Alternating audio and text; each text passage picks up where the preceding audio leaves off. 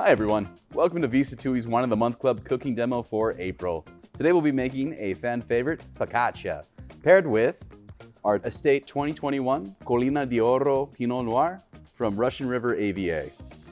Let's give it a taste.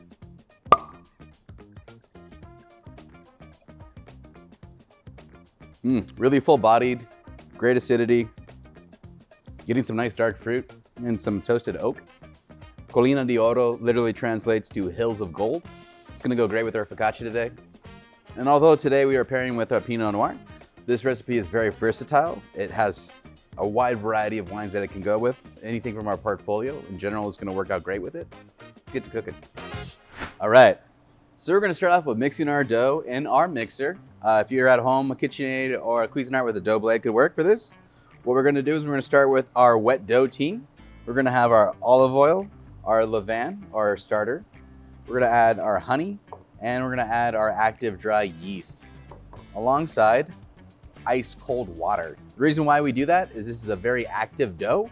With this amount of yeast, it's meant to be able to proof on your kitchen countertop without there being too much issues and have a little more wiggle room. Bread is an alive thing, and we have to kind of capture it at the right time, the right place.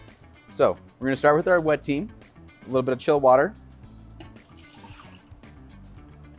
With that, we're gonna add our honey. This is from our local estate hives. To that, we're gonna add our yeast. We're gonna add our starter. It's gonna add a lot of nice flavor and maturity to our focaccia. We're gonna add our extra virgin olive oil. And we have a little on the side too for oiling our pans. So we got all of our wet stuff together, and including our yeast, which is now blooming in our water. All right, starting on low, we're gonna just go and we're gonna mix until just combined. And at this point, we can start adding our flour. You can do it all at once. So at this point, we've added our flour, we're mixing it into our wet dough mix. The very last thing we're gonna add right as it starts to come together is our salt. And the reason why is salt is the enemy of yeast. It will actively kill your yeast if you're not careful. So we give the yeast a little jump start. So at this point, we have our dough come together. We're just gonna wick in some of our salt from both sides, try to evenly distribute. So now that we have our dough together, we're gonna go ahead and kick our mixer to a medium high, and we're gonna let it go for about 8 to 12 minutes, depending on what's going on. We just gotta keep an eye on it and make sure that we're getting good development, and also that we're not tearing our gluten apart so much as forming it and lengthening it and making those nice gluten strands. Okay, so you notice we've developed nice gluten. When you pull up the dough hook, you can see that those nice strands holding onto each other. That's a great sign, it means we've developed gluten. And this stuff is super tacky, as you can see. So we're gonna do a little Nona trick, and we're gonna oil our hands with some olive oil. Take our sheets, we have 2 half sheet trays. We're gonna hit these with some olive oil below so it doesn't stick and peels right off. And we're gonna do the same to the top too. So from the top, hit it with our olive oil. Very generous. There's nothing worse than a beautiful piece of bread, but your crust gets stuck to the bottom of the pan. So a little oil will guarantee we get there perfectly safe and sound. And take a dough card, oil that as well. Make sure nothing sticks to it. And we're gonna go in here and we're gonna take about half of our mixture and we're gonna split it across each of our trays. All right. It is a mercurial process. Beautiful. Every last piece. We're gonna shape our dough. We're just gonna take one end, we're gonna fold it over on itself. It's nice coated in oil so it won't stick to our hands. We're gonna do the same thing again, give it a quarter turn. We're gonna pull it over itself and just flip over top. Now what we're doing here is we're shaping our dough, lifting from the back, tuck a little under, and now we have a more cohesive piece of dough that's gonna shape a lot easier. Same thing over here. All right, so from here we have nice oiled hands. We're gonna go ahead and take our fingers and we're just gonna kind of shape and dimple as we spread from edge to edge, all the way out. Dough feels nice and supple, but it also has a nice elasticity to it. If you pull it out, you'll see it retreat back in. We can just let the dough rest and it'll be a little bit easier to work. Same thing over here. Beautiful. All right, center it. All right, we got 2 beautifully stretched loaves. Ready to be proofed up on your countertop. Cover it in plastic. Let it essentially expand by about anywhere between 1/3 to 2/3 its size. Our goal is to catch it just right at that magical moment when we can just have a beautiful piece of leavened bread. Cheers. All right, so now we've proofed up for a second time.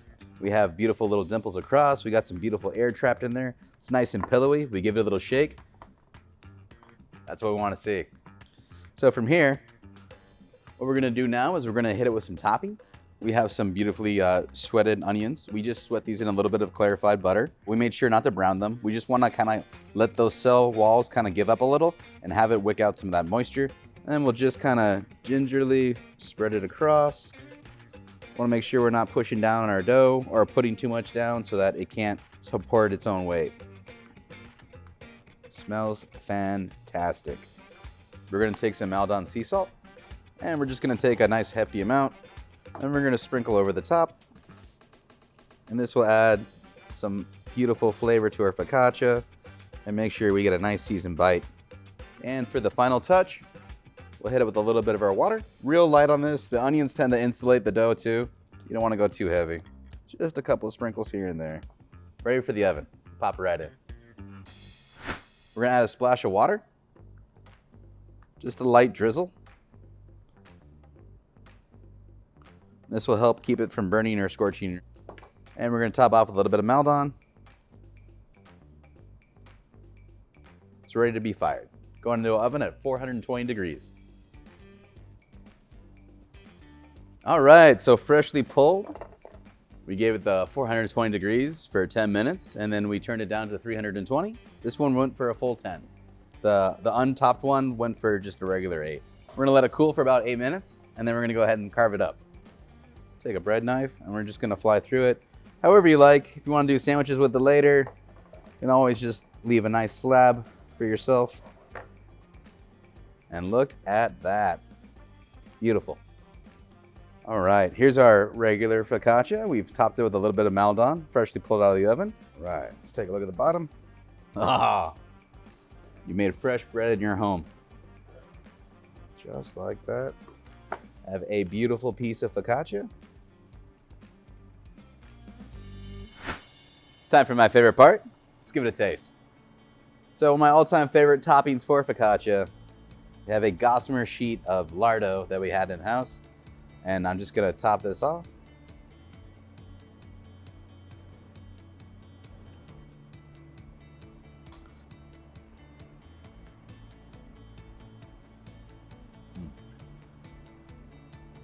Lavish fat coat.